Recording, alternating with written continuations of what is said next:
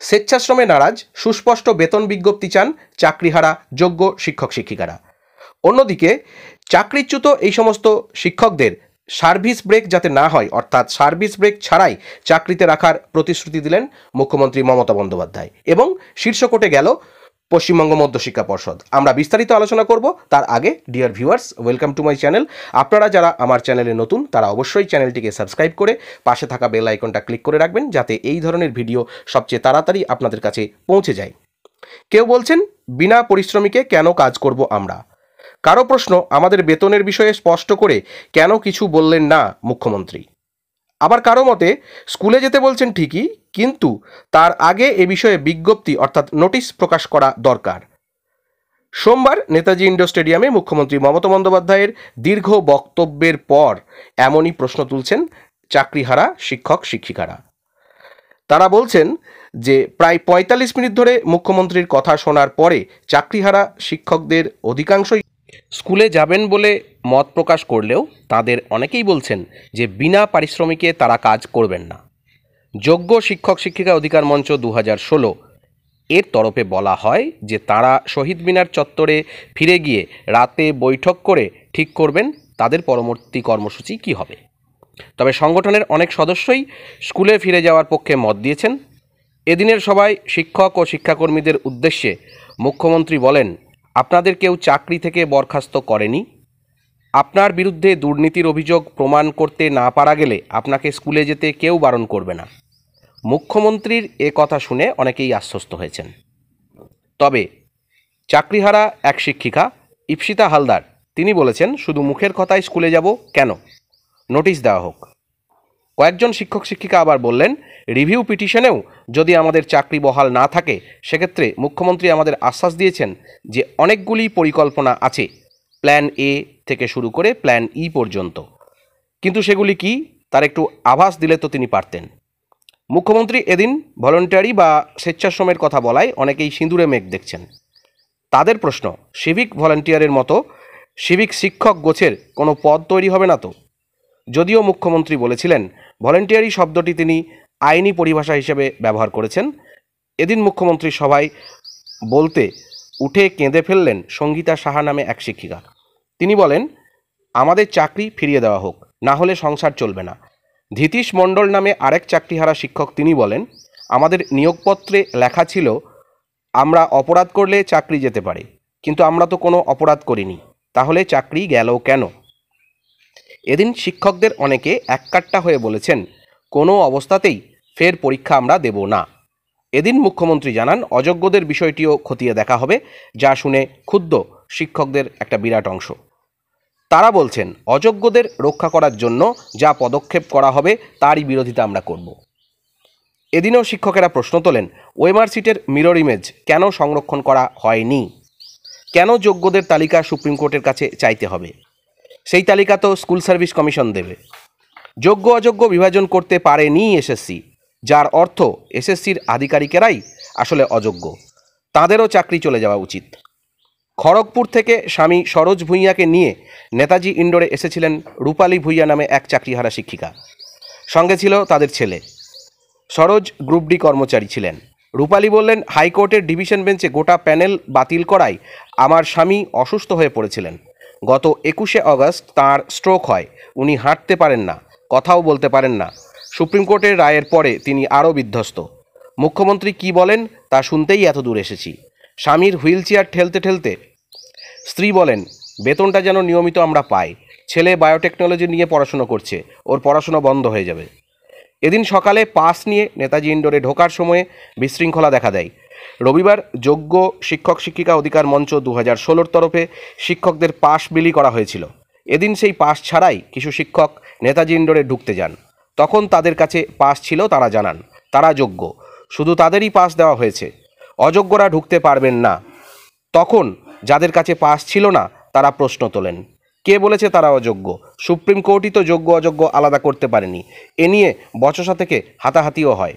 নেতাজি ইন্ডোরের বাইরে আটকে পড়েন সাহিত্যিক আবুল বাশার। পাস না থাকায় তাকেও প্রথমে ঢুকতে দেওয়া হয়নি। তিনি জানান সরকারের আমন্ত্রণে তিনি এসেছেন, শেষ পর্যন্ত অবশ্য পুলিশ তাকে ঢোকার অনুমতি দেয়। এদিন নবান্নের সামনে পৌঁছে মুখ্যমন্ত্রীর সঙ্গে দেখা করতে চান শারীর শিক্ষা ও কর্মশিক্ষা এই দুই বিষয়ের চাকরি প্রার্থীদের একাংশ। নেতাজি ইন্ডোরের সভা সেরে দুপুরেই নবান্নে পৌঁছে যান মুখ্যমন্ত্রী। তার কিছু পরেই ওই অভিযানে অংশ নেন শারীর শিক্ষা ও কর্মশিক্ষার এসএসসি যুব ছাত্র অধিকার মঞ্চ। যদিও নবান্নের অদূরে তাদের আটকে দেয়। অন্যদিকে চাকরিচ্যুত শিক্ষকদের সার্ভিস ব্রেক ছাড়াই চাকরিতে রাখার প্রতিশ্রুতি দিয়েছেন মুখ্যমন্ত্রী মমতা বন্দ্যোপাধ্যায়। তার ঘোষণা, যারা যোগ্য তাদের চাকরি নিশ্চিত করার দায়িত্ব সরকারের। সেই সঙ্গে সুপ্রিম কোর্টে চিহ্নিত নিয়োগ দুর্নীতিকে দু একটা ভুল বলে মন্তব্য করেছেন তিনি। দেশের সর্বোচ্চ আদালতের প্রধান বিচারপতির ডিভিশন বেঞ্চের নির্দেশের পরে তা কিভাবে করবেন তিনি, এ নিয়ে কিন্তু প্রশ্ন উঠছে। মুখ্যমন্ত্রীর কথায়, আমার plan A, plan B, plan C, plan D এবং প্ল্যান ই তৈরি আছে। শুধু তাই নয়, যোগ্যদের চাকরি নিশ্চিত করার পরে অযোগ্যদেরও চাকরি বাতিলের বিষয়টি তিনি বিবেচনা করার ভাবনা জানিয়েছেন এবং সেই সাথে পরিকল্পনাগুলি কার্যকর করতে সোমবারই সচিব স্তরের আধিকারিকদের নিয়ে টাস্ক ফোর্স গঠন করেছে রাজ্য সরকার। তবে দুর্নীতির অভিযোগে চাকরি বাতিলের বিষয়টিকে একটা নোংরা খেলার ফল বলেও মন্তব্য করেছেন তিনি। যেখানে আদালতের কাছে স্কুল সার্ভিস কমিশন যোগ্য অযোগ্য পৃথক করে দেখাতে পারেনি, সেখানে মুখ্যমন্ত্রীর ঘোষণা নিয়ে অবশ্য প্রশ্ন তুলছেন বিরোধী নেতৃত্ব সহ অনেকেই। প্রায় 26,000 চাকরি বাতিল হওয়ায় চরম অসন্তোষের মধ্যে সোমবার নেতাজি ইন্ডোর স্টেডিয়ামে হাজির হয়েছিলেন মুখ্যমন্ত্রী। চাকরিহারা শিক্ষকদের নিশ্চিন্ত করতে সেই সভামঞ্চ থেকেই মুখ্যমন্ত্রী বলেন, আপনারা স্কুলে যান, বাচ্চাদের পড়ান, কেউ তো নিষেধ করেনি আপনাদের। পরবর্তী পদক্ষেপের আগে সর্বোচ্চ আদালতের ব্যাখ্যার জন্য অপেক্ষা করবেন জানিয়ে তিনি বলেন, যে কেউ স্বেচ্ছাশ্রম দিতে পারেন। 2 মাস এটা সহ্য করলে পরে তা করতে হবে না। আমরা এই 2 মাসেরটাও পুষিয়ে দেব। চাকরির ধারাবাহিকতায় ছেদ পড়বে না।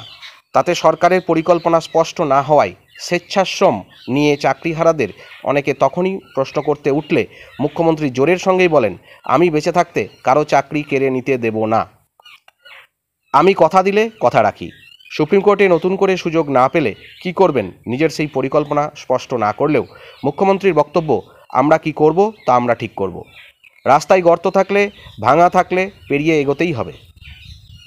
মুখ্যমন্ত্রী যে পরিকল্পনাগুলির কথা বলেছেন তার প্রথমটি সম্পর্কে ধোঁয়াশা কেটেছে সুপ্রিম কোর্টে মধ্যশিক্ষা পর্ষদের এদিনের আবেদনে। যতদিন না নতুন করে নিয়োগ হচ্ছে অথবা চলতি শিক্ষাবর্ষ পর্যন্ত যোগ্য প্রার্থীদের চাকরিতে বহাল রাখার জন্য আবেদন জানিয়েছে পর্ষদ। সুপ্রিম কোর্টের আইনজীবীরা মনে করছেন, যেহেতু এই রায়ে নির্দোষ শিক্ষাকর্মীদের বেতন ফেরত দিতে হবে না বলে নির্দেশ রয়েছে, সেই সূত্রেই পর্ষদ আপাতত তাদের কাজ চালিয়ে যাওয়ার ক্ষেত্রে সুযোগ চেয়েছে। চাকরিহারা প্রতিবন্ধী শিক্ষাকর্মীদেরই নতুন নিয়োগ না হওয়া পর্যন্ত চাকরিতে বহাল থাকার সুযোগ দিয়েছিল সুপ্রিম কোর্ট। পর্ষদ সেই সুযোগই নির্দোষ প্রার্থীদের জন্য চেয়েছে। দুর্নীতি প্রমাণিত হলেও যোগ্য শিক্ষকের সংখ্যা নির্দিষ্ট নয়, ফলে অযোগ্যদের সঙ্গে চাকরি হারিয়ে যোগ্য প্রার্থীরা প্রকাশ্যেই সংশ্লিষ্ট সকলকে প্রশ্নের মুখে দাঁড় করিয়েছেন। তা মাথায় রেখেই সক্রিয়তা শুরু করেছে শাসক। মুখ্যমন্ত্রী বলেছেন, আমরা আদালতের কাছে রায়ের ব্যাখ্যা চাইব, সুপ্রিম কোর্টের আইন অনুযায়ী করব। রায় নিয়ে সুপ্রিম কোর্টের প্রাক্তন প্রধান বিচারপতি DY চন্দ্রচূড়ের অন্তর্বর্তী স্থগিতাদেশের প্রসঙ্গ টেনে মুখ্যমন্ত্রী বলেছেন, হাইকোর্টের রায়ে অনিশ্চয়তা তৈরি হয়েছিল। এক প্রধান বিচারপতি তা দূর করেন, আরেক বিচারপতি তা বদলে দিলেন। তার প্রশ্ন, এই রায়ের পিছনে কোনো খেলা নেই তো? এই নিয়োগ মামলা নিয়ে এদিনও প্রশ্ন তুলেছেন মুখ্যমন্ত্রী। সিপিএম সাংসদ বিকাশ ভট্টাচার্যকে রাজনৈতিকভাবে বিচ্ছিন্ন করার ডাক দিয়ে তার প্রশ্ন, চাকরি দিতে পারবেন না, খেয়ে নেন কেন? তুমি গিয়ে কেন আবেদন করলে? তারপরেই ঘটনার জন্য বিজেপিকে নিশানা করে মুখ্যমন্ত্রী বলেন, মুখ আর মুখোশ চিনতে হবে। বলছে 2026 সালে তৃণমূল পরাজিত হলে আমরা চাকরি দেব। ত্রিপুরার প্রসঙ্গ টেনে তার অভিযোগ, চাকরি দেবে বলেও পরে চাকরি প্রার্থীদের মাথা ফাটিয়ে দিয়েছে। অন্যদিকে আইনজীবী যারা এই কেসের সঙ্গে যুক্ত ছিলেন, যেমন সুদীপ্ত দাশগুপ্ত, তিনি বলছেন যে এরপরেও যদি চাকরিহারা শিক্ষকরা স্কুলে যান তাহলে এটা কোর্ট কন্টেম্পটের মধ্যে পড়বে। ভবিষ্যতে কি হতে চলেছে অবশ্যই আমাদের সেদিকে নজর থাকবে। ভালো থাকবেন, সুস্থ থাকবেন, ধন্যবাদ।